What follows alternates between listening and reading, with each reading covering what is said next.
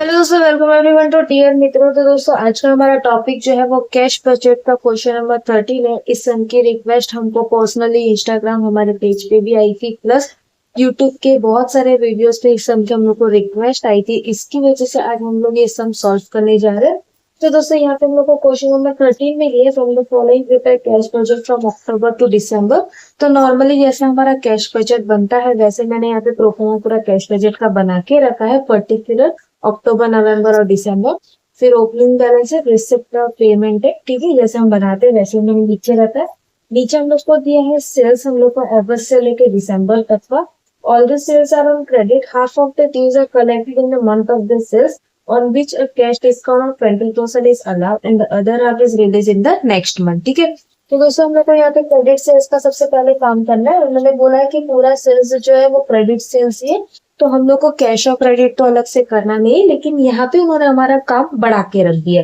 अब वो कैसे दोस्तों, सबसे पहले तो हम यहाँ पे नेम डाल देंगे अगस्त, सितंबर, अक्टूबर, नवंबर और दिसंबर। सेम हम लोग यहाँ पे कर देंगे अगस्त, सितंबर, अक्टूबर, नवंबर और दिसंबर। ठीक है, ये डाल दिया। उन्होंने बोला है पहले तो हाफ हाफ में डिवाइड करना है, जैसे कि पहला वाला अमाउंट जो है वो हमारा 2 लाख है, इसको हाफ कर देंगे तो हमारा 1 लाख आएगा।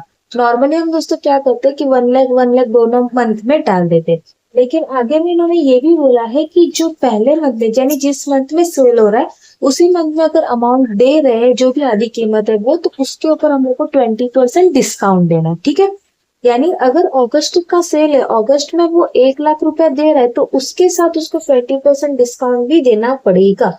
यानी यहाँ पे अगस्त में आ जाएगा 80,000 और उसके नेक्स्ट मंथ में कुछ डिस्काउंट की बात नहीं की है, यानी वो तो हमारा आ जाएगा 1 लाख। ठीक है, सेम हम लोग नेक्स्ट में करेंगे, जैसे कि सितंबर। सितंबर को पहले हमने डिवाइड बाई 2 कर दिया, एक आएगा 1,20,000 और दूसरे में हम लोग को क्या करना है, 20% डिस्काउंट माइनस कर देना है। यानी ये सितंबर की सेल्स में हमारा हो जाएगा 1,20,000 डिस्काउंट के बाद, और अक्टूबर में हमारा हो जाएगा 1,25,000। ओके, फिर उसके बाद 3 लाख का करेंगे। 3 लाख डिवाइड बाई 2 कर दिया तो 1,50,000 आ गया। जिस मंथ में सेल है उसमें कितना परसेंट डिस्काउंट देना है दोस्तों, 20, तो -20%। तो ये आपका हो जाएगा 1,20,000 और आगे वाले में तो कुछ चेंज नहीं है, यानी 1,50,000 ही हम लोग को रखना है। ठीक है, फिर आए नवंबर, सेम 3 लाख ही है, यानी अमाउंट तो हमारी वही आ जाएगी 1,20,000 और 1,50,000। फिर लास्ट हम लोग को दिया है 3,20,000, तो 3,20,000 का हमने डिवाइड बाई 2 कर दिया, 3,20,000 डिवाइड बाई 2 कर दिया तो 1,60,000 आया। दिसंबर का ही मंथ है तो क्या करना है, 20% डिस्काउंट, तो ये आ जाएगा 1,28,000। तो उससे ज्यादा कुछ कंफ्यूजिंग नहीं है, बस जिस मंथ में सेल्स कर रहे हैं अगर उसी मंथ में कीमत दे रहे हैं तो इसका 20% डिस्काउंट करना है, और आगे वाले मंथ में हम लोग को पूरी अमाउंट डालनी है। ठीक है, अब हम लोग को 3 का चाहिए, कौन कौन सा, अक्टूबर, नवंबर और दिसंबर, तो तीनों का टोटल कर देंगे 1,25,000, 1,20,000। ये हम लोग का हो जाएगा 2,45,000, 1,50,000, 1,20,000। ये हमारा हो जाएगा 2,70,000 और 1,50,000 और 1,28,000, तो ये हमारा हो जाएगा 2,78,000। ठीक है, अब उसको हम लोग पुट अप कर देंगे हमारे क्रेडिट सेल्स यानी रिसिप्ट साइड में।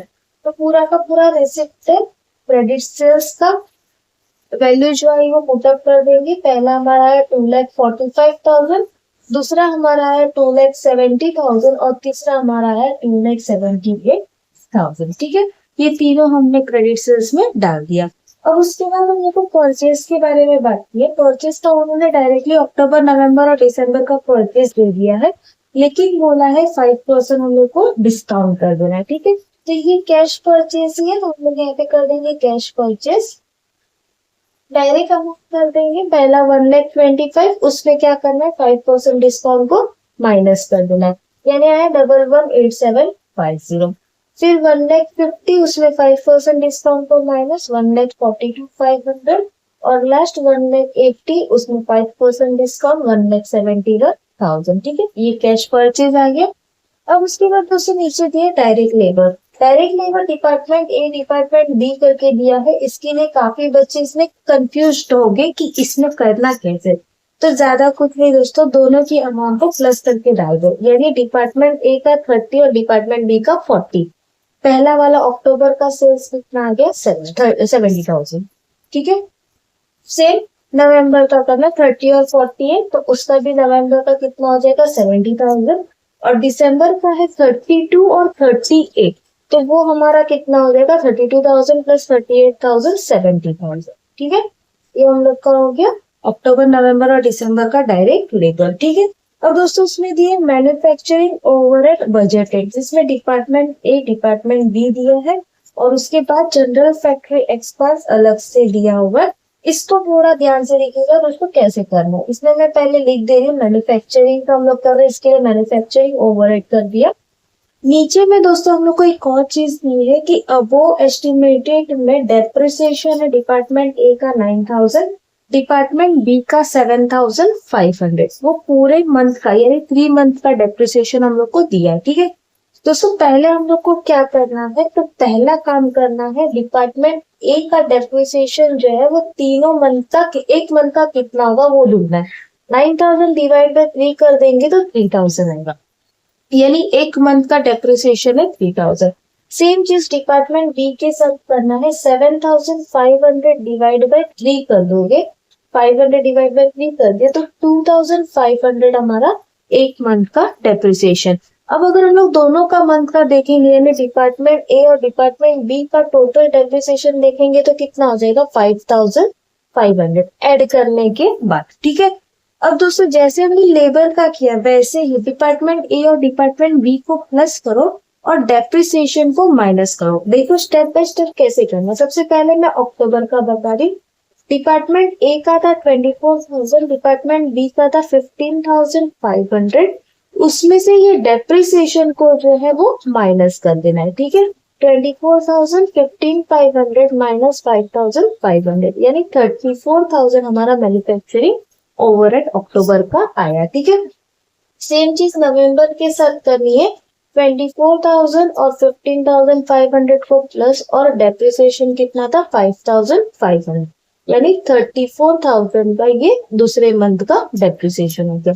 फिर दिसंबर का कर देंगे 25,000 प्लस 16,500 माइनस 5,500, 25,000 16,500 माइनस 5,500 यानी 36,000 हमारा दिसंबर का हो गया।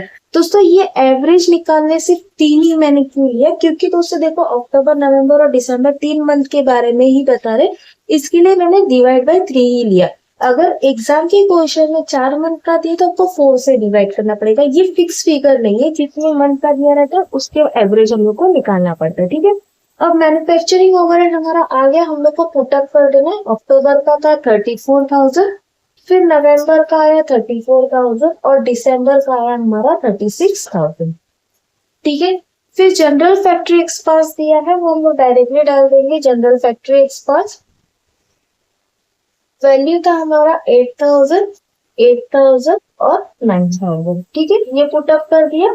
फिर नीचे फर्स्ट पॉइंट तो हमने यहाँ पे डेप्रिसिएशन का कर दिया। सेकंड ए वाले में दिया जनरल ओवरहेड बजटेड क्वार्टर जो था वो 35,000 था, जिसमें 2,000 डेप्रिसिएशन था और 3,000 बैड डेट रिजर्व था, ठीक है। तो यहाँ पर हम नेक्स्ट कर देंगे जनरल ओवरहेड। सेम चीज दोस्तों करनी, सबसे पहले तो ये क्वार्टरली 35,000 दिया हुआ है तो 35,000 में डेप्रिसिएशन 2,000 और बैड डेट रिजर्व 3,000 माइनस कर दिया, यानी 30,000 एक क्वार्टर का खर्चा आया। अब हमारा क्वार्टर कितना है 3 है तो डिवाइड बाय 3 कर देना है, बस और कुछ नहीं करना। मैं यहाँ पे कैलकुलेशन लिख के भी बता दे रही हूँ। सबसे पहले हमने 35,000 में से क्या क्या चीज माइनस की, डेप्रिसिएशन 2,000 का और बैड डेट रिजर्व 3,000 का, तो 30,000 हमारा एक क्वार्टर का अमाउंट आया। हम लोग को एक क्वार्टर में 3 मंथ है इसलिए डिवाइड बाय 3 कर देंगे तो 10,000 हमारा जनरल ओवरहेड का अमाउंट हो गया, ठीक है। तो यहाँ पे हम लोग तीनों में अमाउंट डाल देंगे 10,000 10,000 और 10,000, ये डाल दिया। अब उसके बाद उन्होंने एक ओल्ड मशीन जो है वो रिप्लेस कर रहे हैं दिसंबर मंथ में, तो कुछ नहीं करना, बस मशीन परचेस कर दो या मशीन डाल दो, कोई प्रॉब्लम नहीं है। मशीन परचेस मैंने यहाँ पे लिखा है, दिसंबर के मंथ में 70,000 डाल दो, ओके। अब उसके बाद हम लोग को टोटल कर देना है। ओपनिंग बैलेंस डाल दी 1,50,000, टोटल कर देंगे 1,50,000 और 2,45,000। रिसिप्ट का टोटल ए वाले का आया 3,95,000। ठीक है, पेमेंट कर देते 11,8750 70 34 8 एंड 10। पेमेंट का टोटल हम लोग का आया 240750। ठीक है, अब ए माइनस बी हम करते 3,95,000 माइनस 240750। तो पहले वाले का आंसर क्लोजिंग कैश बैलेंस जो है 154250। ठीक है, अब इसको पुट अप कर देंगे 154250 आगे वाले में, फिर वापस प्लस करेंगे प्लस 2,70,000 तो आया 424250। पेमेंट का टोटल कर देते 142500 70 34,000 8,000 एंड 10,000। तो ये हम लोग का टोटल है 264500। फिर माइनस कर देंगे 424250 माइनस 264500। तो हम लोग का आंसर जो है यानी क्लोजिंग बैलेंस है 159750।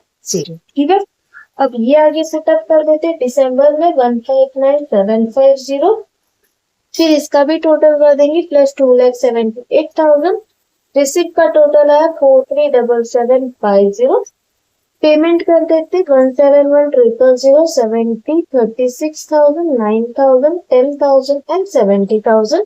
यह आया 3,66,000। माइनस कर देंगे 437750 माइनस 3,66,000। तो 71,750 आपका क्लोजिंग बैलेंस हो गया। और इस तरीके से दोस्तों हमारा ये पूरा सम सॉल्व हो गया। दोस्तों जब भी ऐसा थोड़ा बहुत कंफ्यूजिंग वाला सम आएगा तो पेशेंस रखना, धीरे धीरे सॉल्व करने की कोशिश करना, जरूर उसमें कुछ ना कुछ आपको ऐसा पॉइंट मिलेगा जिससे आपका पूरा सम इजीली सॉल्व होगा। तो दोस्तों अगर हमारा वीडियोस अच्छा लग रहा है, समझ आ रहा है तो प्लीज अपने दोस्तों के साथ शेयर करना और डीएम को सब्सक्राइब करना बिल्कुल ना भूलिएगा। मिलते हैं नेक्स्ट वीडियो में, तब तक के लिए बाय बाय।